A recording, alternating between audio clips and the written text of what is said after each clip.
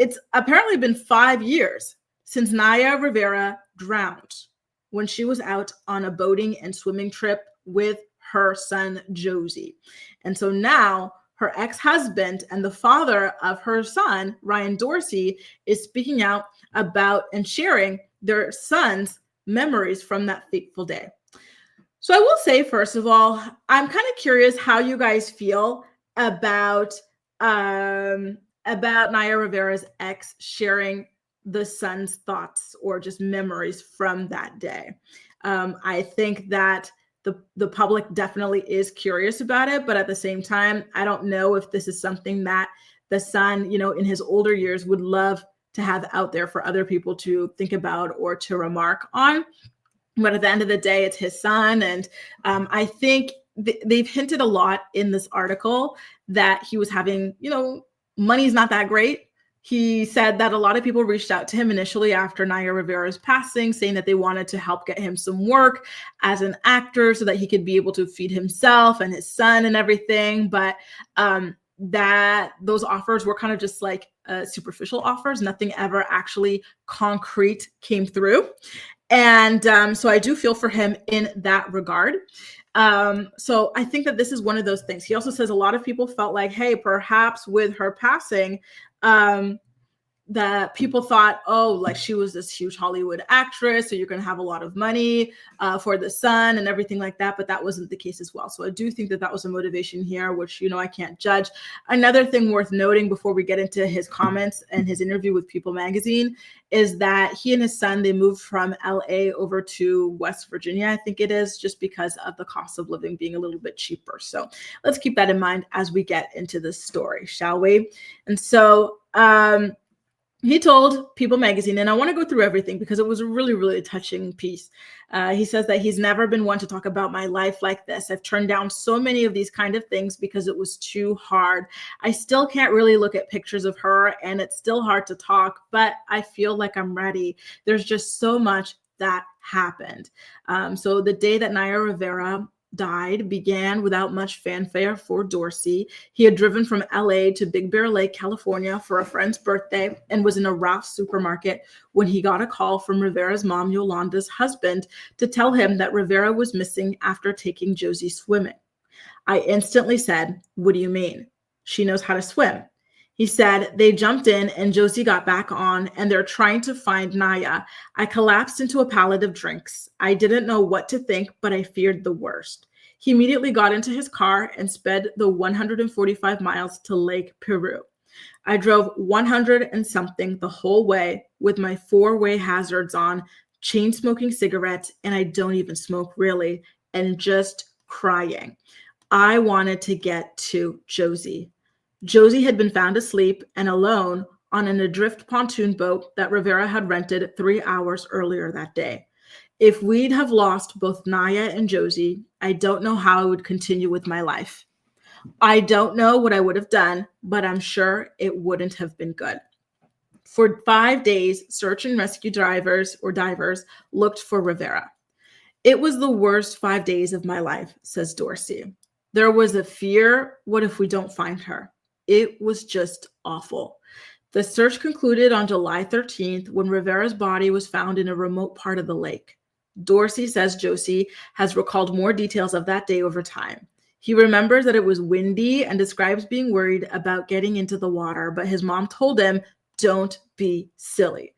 So when I initially heard that, right, that he said that the son was kind of against getting into the water and that Naya kind of like pushed to get into the water, I was like, oof.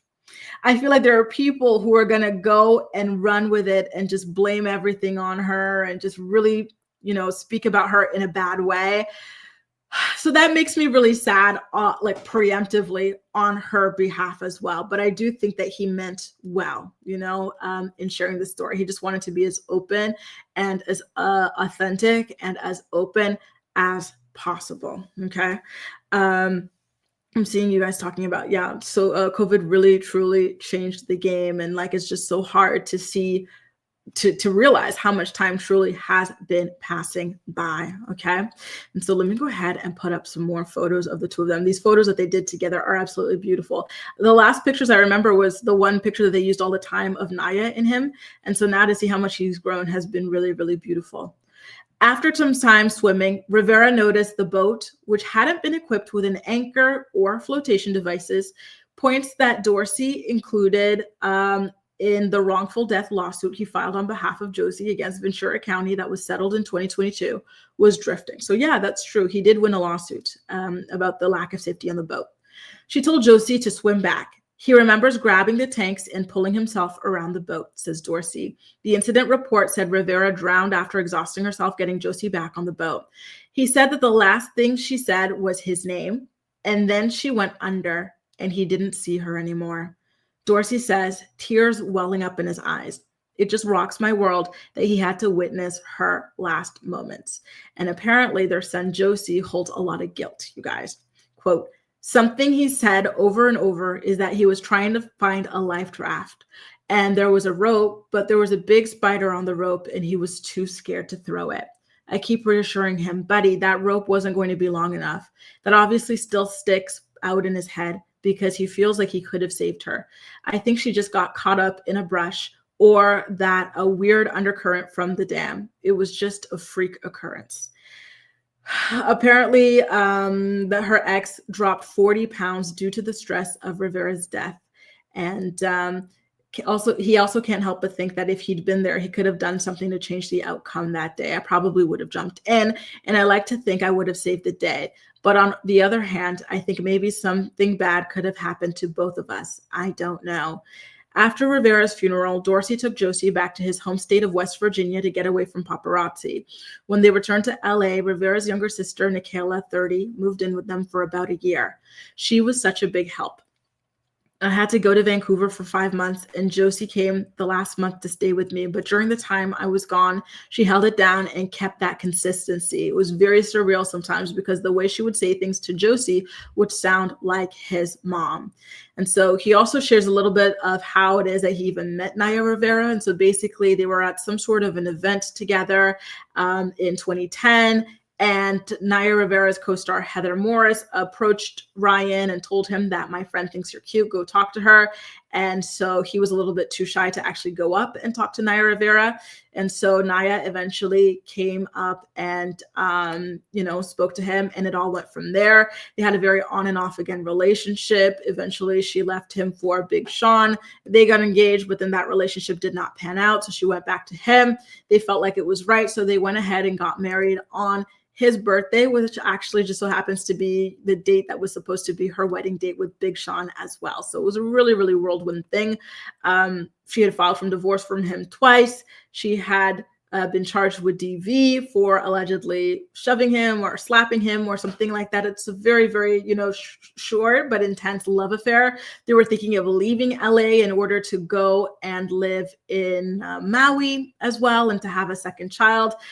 It's a lot that they went through, you guys. It really, really is. So again, rest in peace, Naya Rivera. Just the whole story is so, so terrifying. Drowning has to be one of the worst ways to pass away, especially in front of your child. That must have been just so shocking and traumatic for the both of them. I'm sure she did not expect for that to happen when she went out there. She was an experienced swimmer, and I'm so happy that they taught their son to swim. I think that that's also something that's really important, is teaching your children how to swim. It is a survival skill that they need.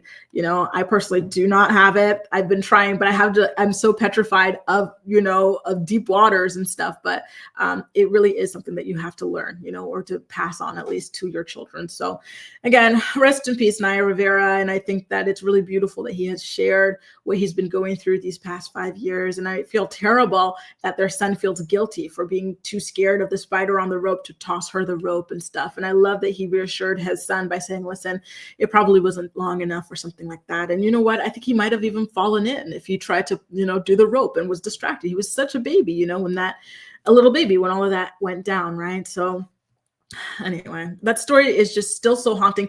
The cast of Glee, and I do have a TikTok account, and back when I was making TikTok videos, which I do have to get back into, but the cast of Glee reminds me of the cast of the Power Rangers in that there's just so many traumatic things that happen to them. There's like, passings and mysterious things like that that happen to them, similar to the cast of Power Rangers, and it's so scary.